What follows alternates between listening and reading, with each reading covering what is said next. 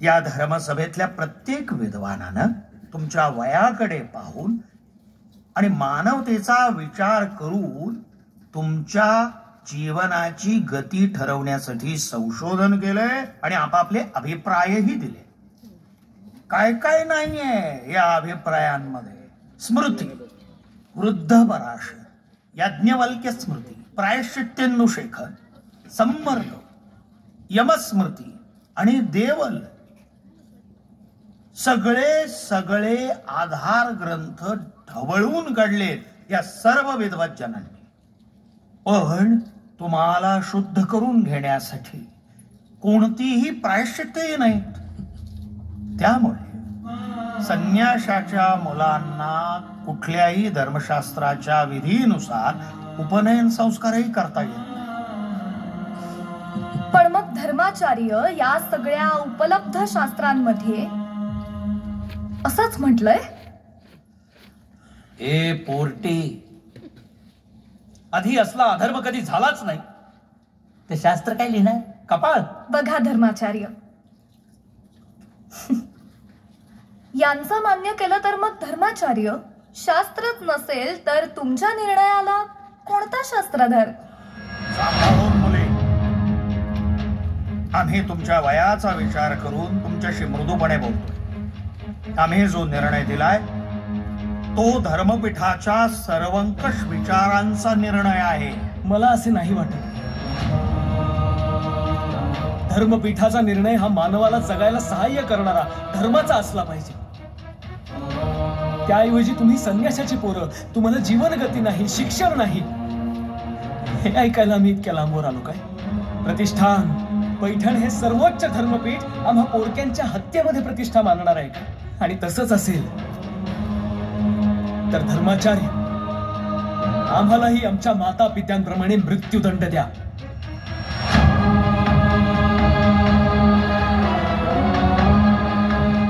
इतिहासात हे नोंदले जाऊ दे की सर्वोच्च धर्मपीठात नीचतमा धर्म झाला. ज्ञानेश्वर,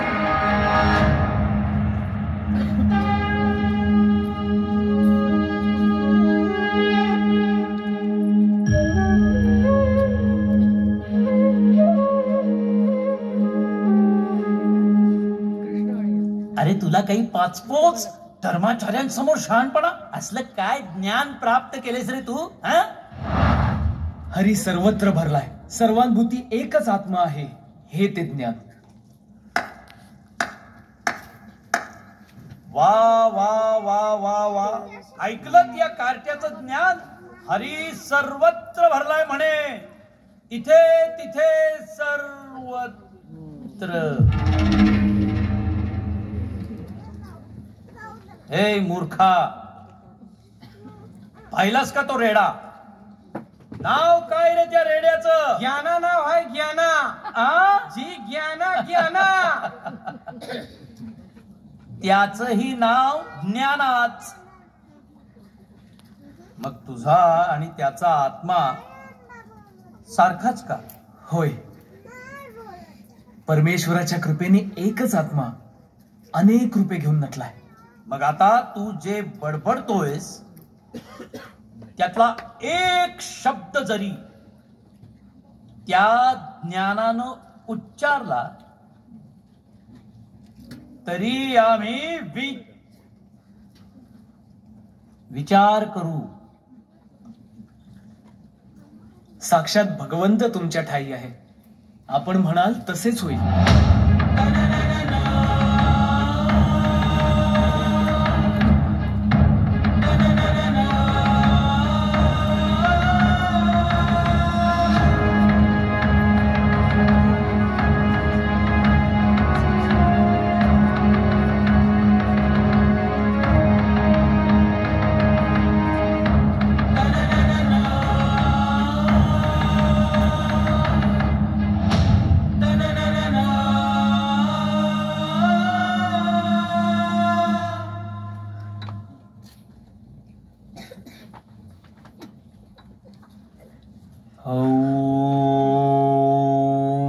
अग्निमीळे पुरोहितं यज्ञस्य देवमृत्विजं होतारं रत्नधातमम्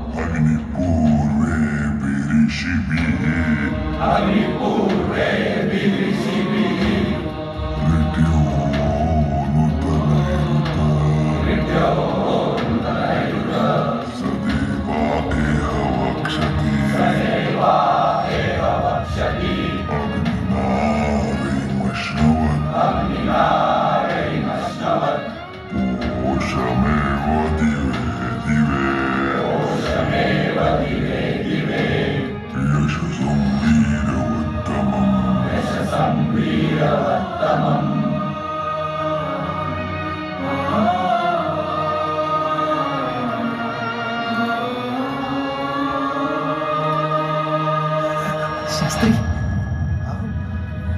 आम्ही काय तुम्हाला शुद्धीपत्र देणार?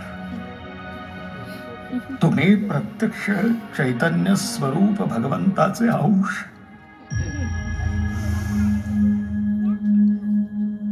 आता तुमच्या नावाचा अर्थ माझ्या ध्यानी आला.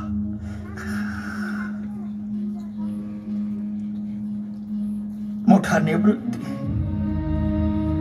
म्हणजे त्याग संसाराचा,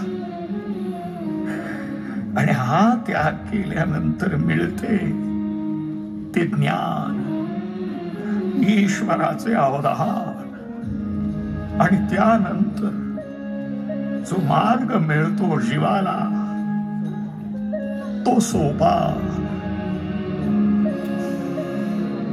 सूक्ष्मातिसूक्ष्म मोक्ष मुक्ती म्हणून दाटली मुक्त. आणि काय हवं मनुष्य जन्मात? तुम्ही या धर्मसभेला प्रत्यक्ष दर्शन देऊन अमर केलं. जय तु ज्ञानेश्वर, जय तु ज्ञानेश्वर. ज्ञानेश्वर विजयते, ज्ञानेश्वर विजयते, ज्ञानेश्वर विजयते, ज्ञानेश्वर विजयते, ज्ञानेश्वर विजयते, ज्ञानेश्वर विजयते. इतकी साधना केलीत कधी? काही विशेष साधना नाही महानुभाव. आम्ही केवळ मनोभावे हरिनाम घेतो, आणि आमच्या बरोबर आदिशक्ती आदिमाया असते. मग आम्हालाही शिकवा ना ही सोपी भक्ती. काय ग मुक्ते, शिकवायची? मला काय विचारतोस? तुझी सखी आहे ना विटेवरची, तिलाच विचार.